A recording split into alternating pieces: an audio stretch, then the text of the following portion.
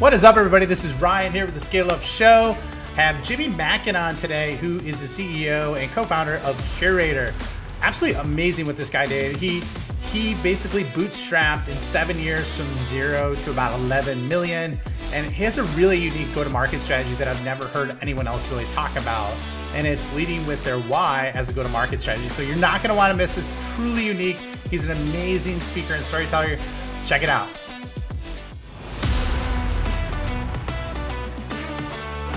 Welcome everybody to the Scale Up Show. This is your host, Ryan Staley, and I have a very special guest with me today. I have Jimmy Mackin. Jimmy is the founder and CEO of Curaytor and has grown over to 10 million in ARR. It's been featured in Forbes, Huffington Post, USA Today, Amex Open Forum. He also has a podcast, another fellow podcaster called Hashtag Water Cooler, and co-authored Exactly What to Say for Real Estate Agents. Jimmy, welcome. Happy to have you on the show, man.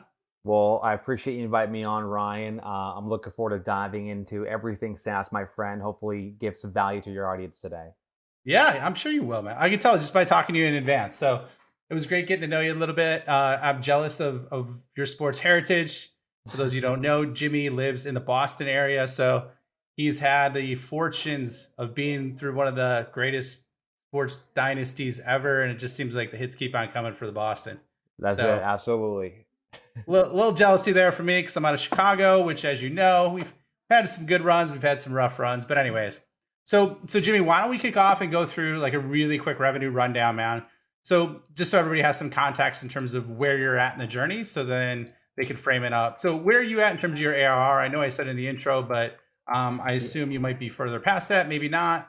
Where are you guys at? Yeah, sure. Well, you mentioned in the intro, we're north of 10 million right now. I think we're right around a little shy of 11 million in ARR today. I expect us, we're sort of halfway through the year. I expect us to sort of probably be in that 11.5 to 12 million by the end of this year. For context for your audience, we're probably growing at 20%, 25% annually over the last couple of years. Awesome, man. Awesome growth. What's your primary go-to-market strategy? Well, I think, it's funny you asked that. I think for us, we've always been a company that has really ingrained ourselves with our audience. And we had this philosophy at Curaytor, which is build the audience before you need it. And what we mean by that is we focus on content marketing as a primary vehicle for us to acquire customers. Now, that comes in every form and fashion. It comes, as you mentioned earlier, in the form of a podcast, in the form of a book, in the form of hosting and managing Facebook groups. It comes in the form of writing blogs. It comes in the form of just being active on social media, on Instagram and Twitter. But we primarily have focused on leading with the ideas and our beliefs and our worldviews as a mechanism to sort of attract people to who we are before we sell them what we actually offer. And that has been wildly effective for us as a company because, frankly, the longer you're in business, the more likely it is that the thing that you're offering changes. And so if you're always selling just the what and whatever it is you're offering, that can kind of come in and out of fashion. And people ultimately are really trying to get behind businesses who share the same worldviews, if you will. I love that, man. We're definitely going to dig deeper on that because big fan of Simon Sinek. And then at the same time, start with why. And then at the same time, like, I think some of the best, like single best conversations I've ever had in my sales background have been when I started with my kind of why and my reasons versus like the what. So I love that you're doing that, man. We definitely got to dig deeper into that. How big is your team? We have now roughly a little less than 60 people that work at Curaytor. Okay, nice. We're a remote organization. We've been a remote organization since our founding almost 10 years ago now. And we did open offices for a period of time pre-COVID, pre-pandemic. And then we, which is great. And it was an awesome experience. But since the pandemic, we closed both those offices and went back to being fully remote. And we're distributed across not only the US, but also internationally now. Wait, let me make sure I heard you right. Did you say 6 people? No, 60. Okay, I was gonna be like, whoa, 6. Yeah, not 6. We would become the world's most efficient SaaS company if we were doing 10 plus million ARR with 6 people. That's above my pay grade. Yeah, no, dude, there is this is wild. There's a company that I interviewed and they were 7 people, close to 9 figures in revenue. It was insane. Wow. Yeah. So, Kudos to them. okay, so walk us through your solution. What exactly, and what exactly does Curator do, and how does it work? How does it serve people? Yeah, we're a marketing solution which effectively is software and services. We provide top real estate agents with the people, the plan, and the platform to get their marketing done right.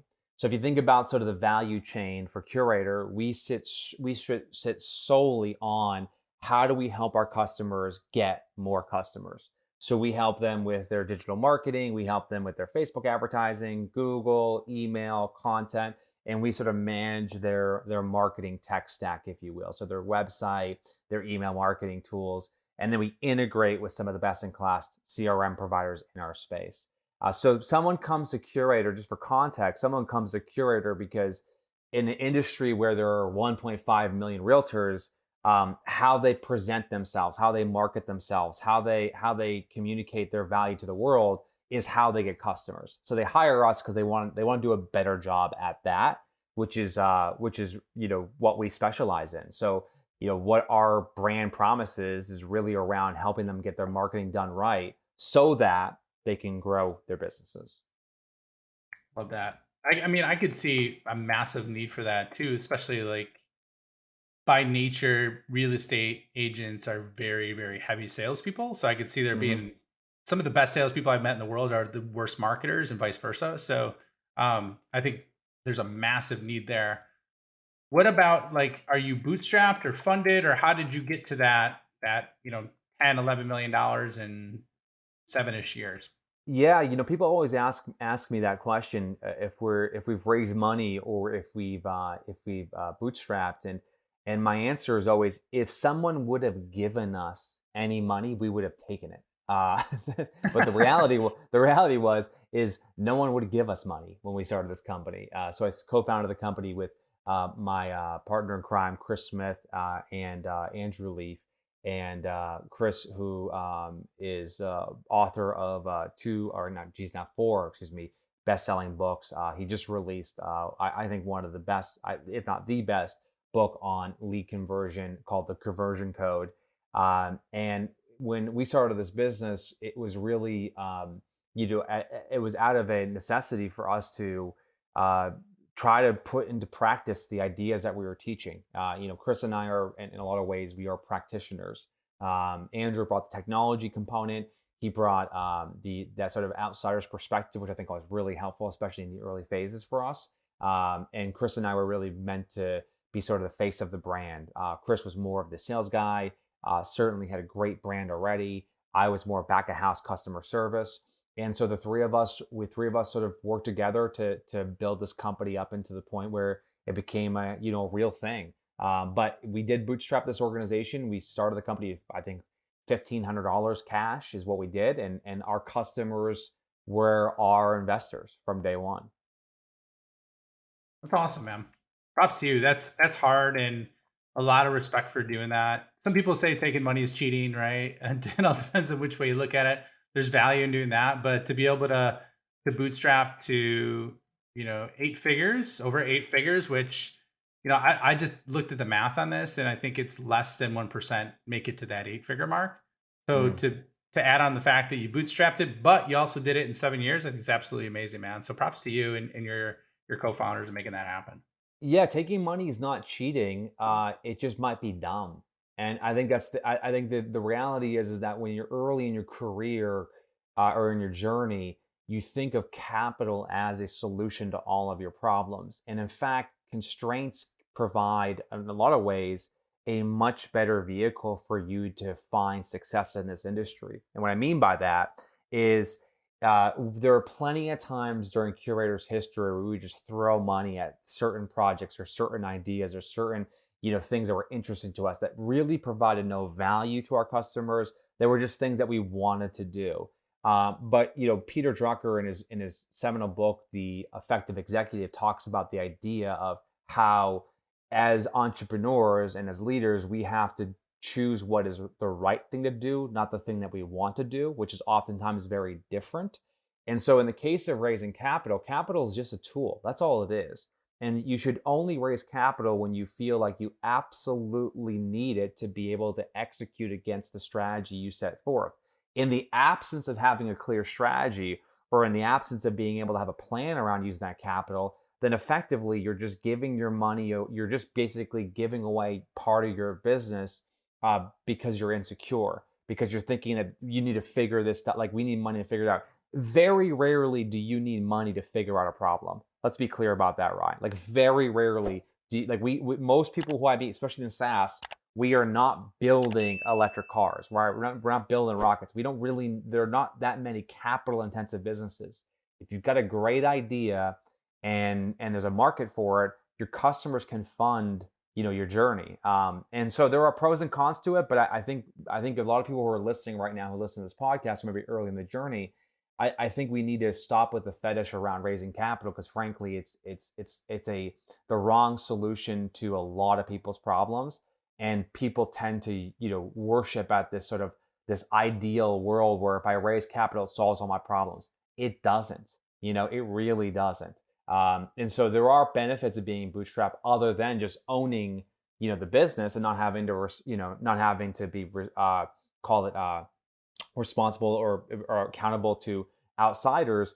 But there's also one other benefit which people don't talk about, Ryan, which is it forces you to know how to run a good business. And if you don't have that as a force function, you can develop some really bad habits early in your career. Totally agree with you on that. I mean, I went through 2 funding cycles myself. I was a VP of sales before, and we went. It was private equity. It wasn't venture capital. So, but what I would tell you is that it changed the entire cultural dynamic of the company when we Mm-hmm. took it on. And basically, what you're saying is, they wanted to grow fast, right? So they kept pumping capital in, and the processes weren't designed to keep up with that growth rate. So basically, we started to scale shit, right? Mm-hmm. And people, like customers, were angry, employees didn't want to work there anymore. And Yeah. so it just exasperated everything. And so, like, that's one of the downsides that people don't talk to as well. There's also called like the valley of death that you hit, kind of at the 10 million mark, the 25 to 30, 50 million mark, that a Yeah. lot of happens because people try and grow too fast with capital. So Yeah. The worst thing I've seen when it comes to raising, listen, I think it makes a ton of sense to raise capital when it's incredibly cheap, and you don't have to give away much of your company to be able to have a little bit of a cushion. Like that all makes sense. But make no mistake about it, when you raise capital, you are making a decision that you are either going to sell the business, right, and or go public. There really isn't a third option there. If when someone's giving you money, they're expecting a return on their capital, and so that puts unnecessary pressure on an organization that is largely immature and hasn't had the opportunity to kind of figure out what it is that they're actually doing. And so that becomes this sort of north star for the organization, that if you're not ready for it, it can be destructive, as you just mentioned. And so this brings up an interesting point, Ryan, which I think is good for your audience to maybe think about, which is, a lot of people in our industry in SaaS, they tend to focus on the growth metrics. Like there becomes meetings about growth metrics. What's going to be our ARPU? What's going to be our NRR? What's going to be our churn rate? How do we increase our monthly bookings? And like all of these metrics matter. They do matter. But when they become the focal point, you lose sight of the customer, the person who's actually paying the bill.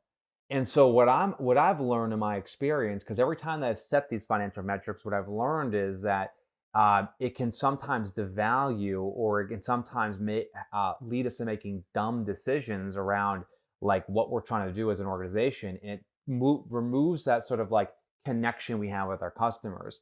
And the reality is, like, if you just are absolutely obsessed over delivering value to your customers, whatever the definition is for you, and then you figure out the financial model that can support that offering, that's a lot more constructive when it comes to planning your goals than just focusing in on increasing your ARPU by 13% next quarter. Because then everyone becomes a financially driven company, which is for what purpose, right? Like why? It becomes this situation where everything becomes about the metrics, which is Hmm. just becomes a shitty place to work. Like you lose the soul of the organization. And considering the fact that like 99.9% of the people who listen to this podcast aren't going to sell their company for $100 million or more, maybe we should try to enjoy the journey a little bit more through this process as opposed to like just until when we actually sell it for a couple $100 million.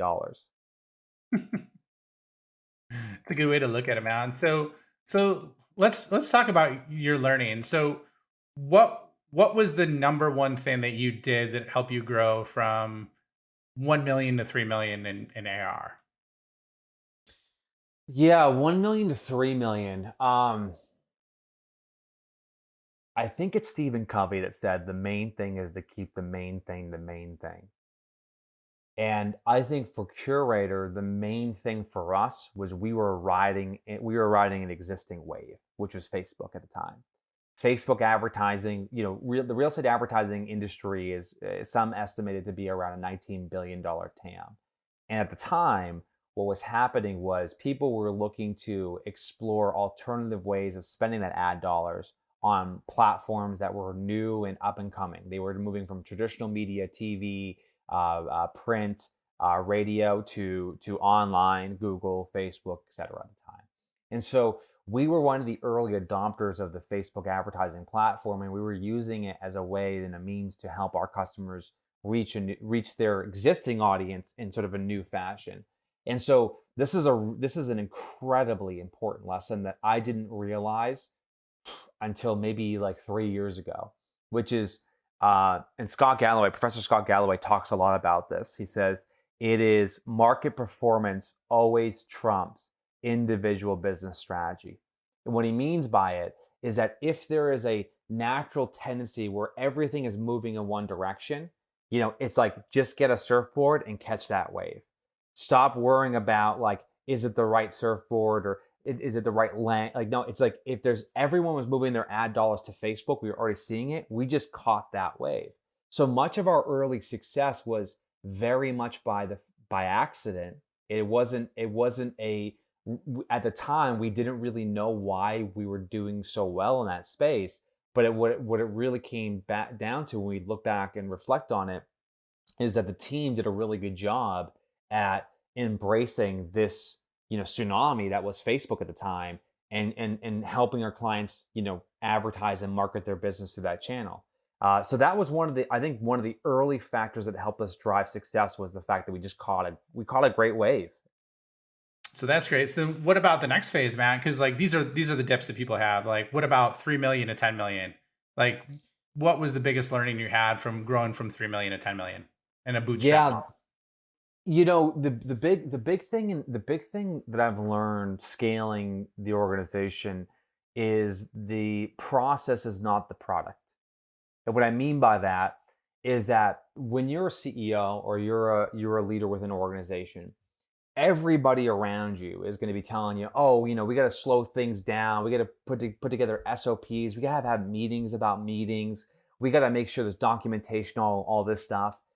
That's all fine, right? I'm not going to rail against that. We have a curator. We have a fantastic COO, Tim Harvey, comes with an incredible pedigree in the military, and he's been able to bring a lot of order to the chaos that was Curator. So I would be remiss if I didn't say that operational execution is absolutely essential. And when your processes are not going to enable that operational execution, then there's going to be a fundamental problem.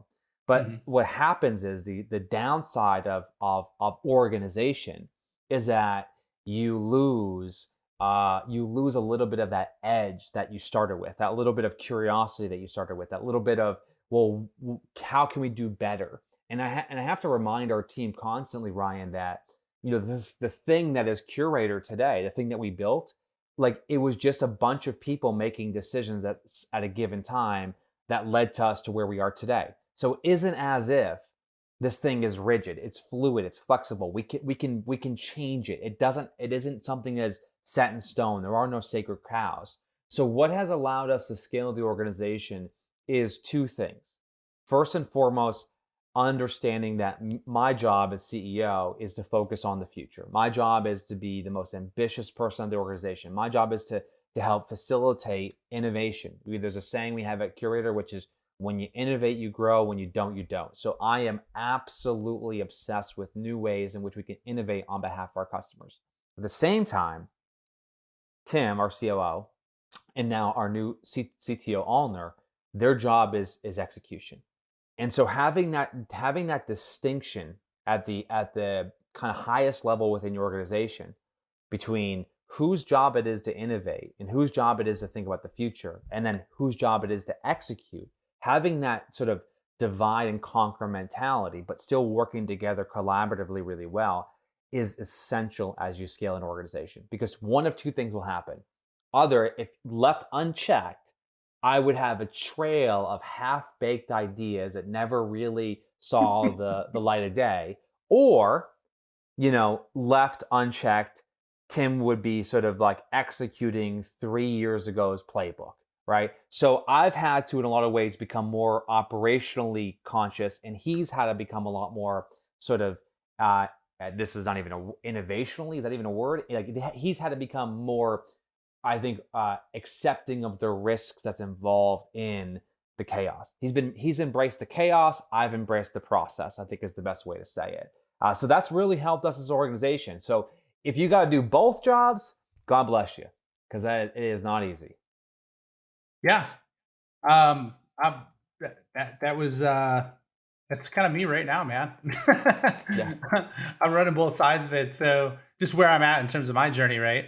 So I'm only about 2 years in, and things are changing in that structure. But it was funny. I had the biggest eye opener. It was about a year ago when I was Hmm. like, all right, I got all these ideas in my head. I just got to write them out. In terms of, this was just like creating traffic, which I'm sure you'll appreciate, right? Creating, leads and demand gen. And so I wrote down all the things I was focused on, and there was like 12 different ways. And I'm like, Hmm. I'm not like $100 million company. Like, I need like one way that works well. I don't need like Hmm. 12 different ways at the stage. But in my head, that was a hamster wheel that was running around. And so then that like helped me kind of, you know, basically bifurcate, like trying to do everything, doing the creative side and the process side and the vision, you know what I Hmm. mean? So I think there's a lot of wisdom in what you said right there. And awesome that you have, the visionary aspect and then the integrator aspect, so that they could kind of marry together, and you can come up with the big ideas and they keep you in check on whether or not those are, executable, right? So I love that. Yeah, and I think there's a book about this called Rocket Fuel, because I didn't even know this book existed. I wish I read it many years ago,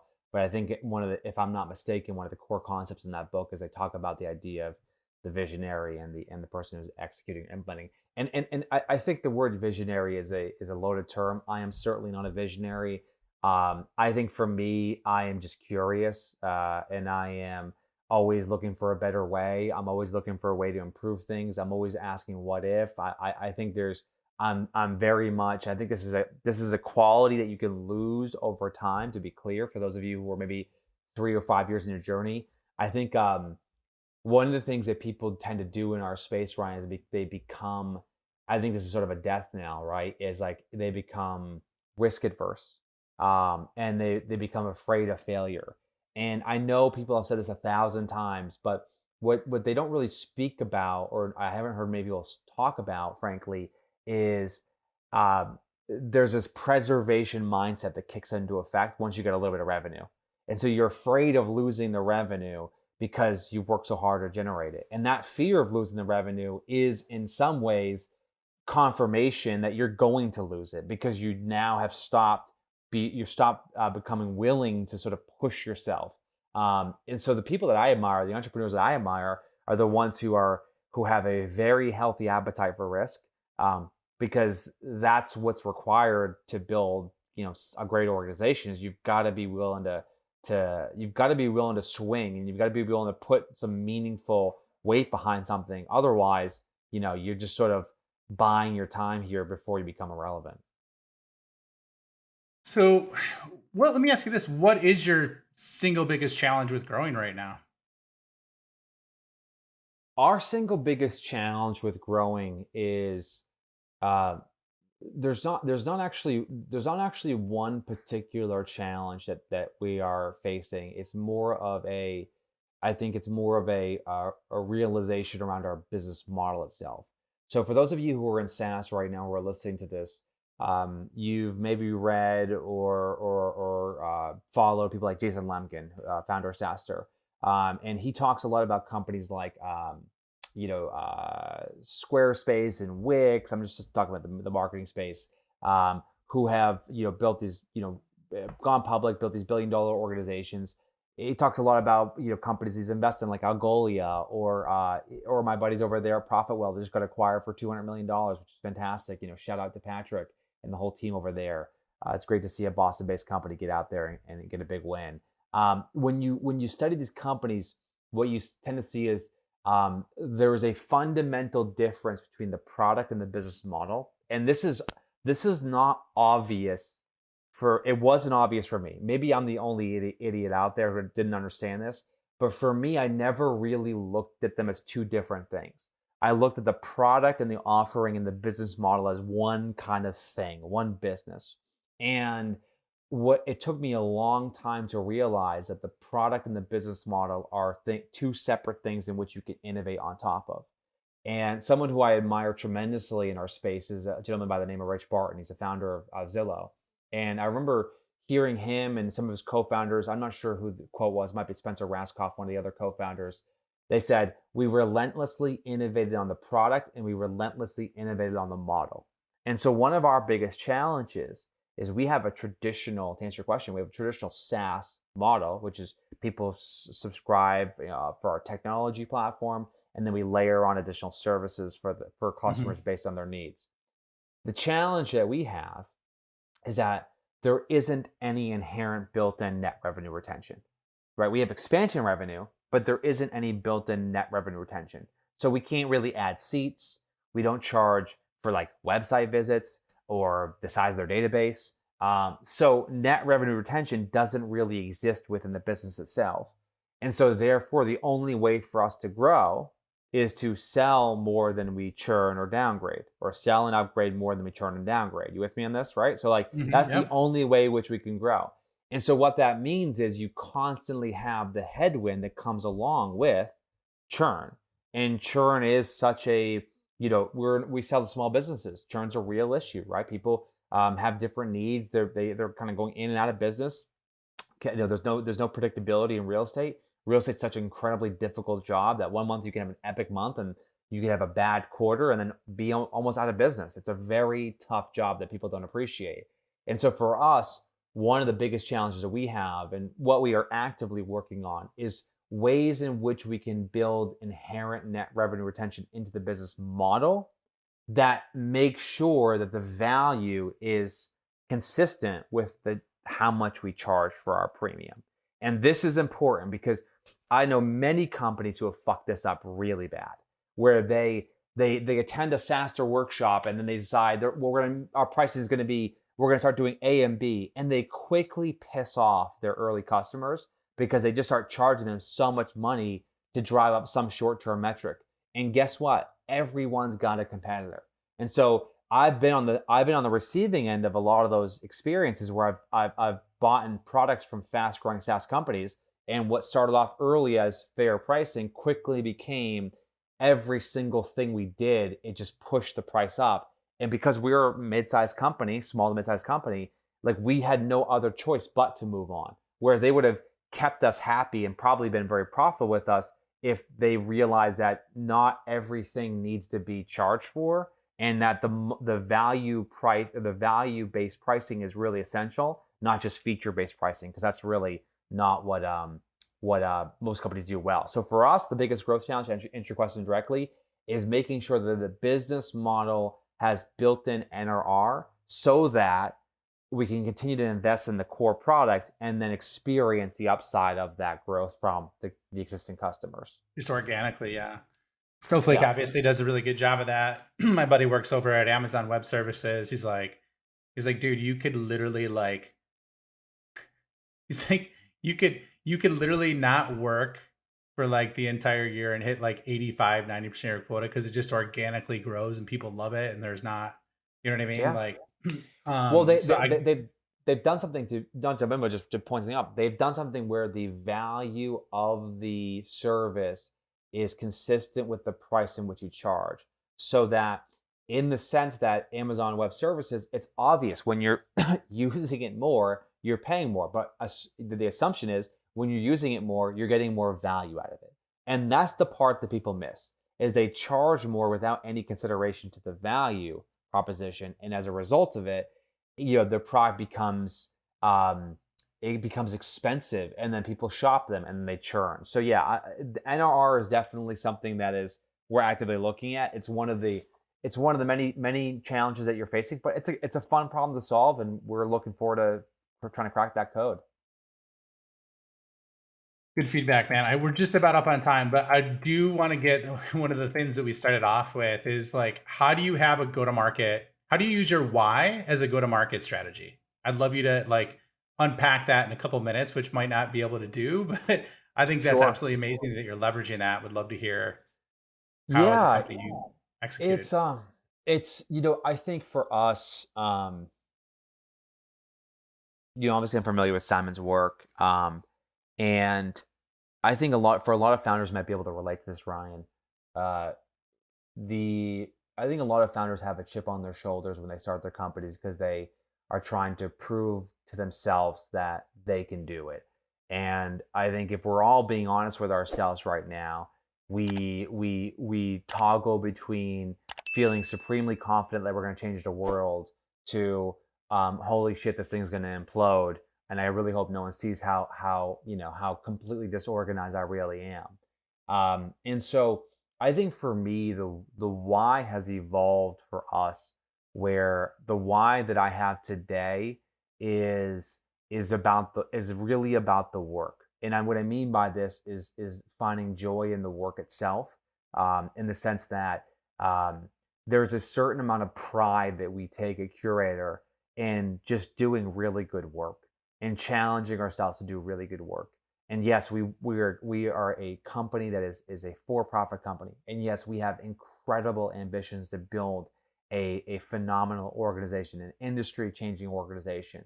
But for us, it's about the work, and there needs to be a certain level of satisfaction and contentment that you have, or feeling content with the fact that you just do good work. And so our industry as a whole is is driven by a lot of companies in our space that are very talented entrepreneurs, and they're very good at what they do, but the work itself is not something that I would look at and say, oh well, that's what we aspire to be. It's sort of the watered down version of what is really possible. And so for us, we just believe that you have to fall in love with the job, you have to fall in love with the work, you have to fall in love with the fact that you're taking pride in what you're doing. And so my why for a lot of what we've been doing lately is driven a lot by that, and it's driven by the team. We got an incredible team of people at Curator who have worked so hard to help build this organization, who are really committed. And so as a CEO, I think this is how I define my job. When I became CEO, I actually Google, like, what is a CEO supposed to do, right? Because at the time I didn't know. I've been a CEO now for 2.5, 3 years, and before that I was just a co-founder.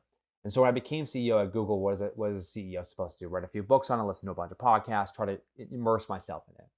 And I think that the job can be boiled down to a few key activities. The first is beyond vision and mission. Your job is strategy. What's the plan, right? You got all these people working for you. What's the plan? Second is people. Do you have the right people on your team? Are they in the right position? Are they actually set up to succeed? Resources. This is talking about the environment. Do they have the right environment? Is the right processes in place? Do they have enough capital? So strategy, people, resources, and the last is culture. And this is where your job is to build an organization that is bigger than just yourself, and it stands for something, and there's values that drive your organization. And so for me, the why for Curator has been around, we are all working incredibly hard. And so what's driving me right now is trying to create an amazing place to work where people love being here. And that's challenging in a remote environment. And so we do so many things at Curator to try to solve this problem, and try to introduce smart policies to get people to surround this problem. But I'll tell you right now, for anyone who's listening, this whatever you're imagining for how long it's going to take is going to be 3 times longer. And so like whatever you've told yourself, it just times it by 3, maybe even 5. Okay. So just accept that to be a reality. But you're founder, so you probably will ignore my advice, but it's true. Um, but accept that to be reality. Okay. The next thing is, like, you can't be playing this entire game just for the last quarter. You've got to figure out a way to create an environment where people love to come to work for you, because guess what? If they love working for you and they love being a part of the company, then the likelihood of achieving that outcome goes up exponentially. If they don't, if they're just sprinting, you're going to burn them out, and then you're going to bring in a next batch and you're going to burn them out. And then you're never going to get to the point where you've got really talented people who are willing to stick around and be on this journey with you. So that's a lot of the reason why, we do what we do, just the love of the work and the love of the people. It's awesome, man. Great way to end the show. So where can people find you? Where can they find more about Curaytor? Because it was awesome having you on today. I loved your analogies, your stories. Absolutely crushed it. So great job to you, man. But where can people find you? Yeah, well, thanks for the love, Ryan, and congratulations on your podcast, and keep doing the good work. I think enough, the more advice and the more guidance we can get from fellow entrepreneurs, and the more that we can share our stories, I think the better. The best place to follow me is I'm on Twitter at Jimmy Mackin. I'm really active on Twitter. I share a lot of advice about growth and what it's like to market your business. So on Twitter, I'm obviously on Instagram as well at Jimmy Mackin. JIMMYMACKIN on Instagram and on Twitter. Those are definitely the best places to stay connected with me if you're looking to follow me. And then of course, if you have questions, or you're a SaaS founder right now and you're just looking for some general advice, I'm always happy to pay it forward. I'm very grateful to have some amazing mentors in my life, people like Tom Ferry, who have helped me. I've had amazing partners like my boy Chris Smith, who's been an incredible partner to me. I've had great collaborators and people that I respect tremendously. Like you mentioned Phil M. Jones earlier, my boy Phil M. Jones. So I'm anything I can do to pay it forward, I'm happy to do so. This is a tough business. It's a lonely business, and anything I can do to help your audience, I'm happy to do so, Ryan. So appreciate you having me on the pod. Awesome, man. Thanks, Jimmy. We'll see you on the next episode.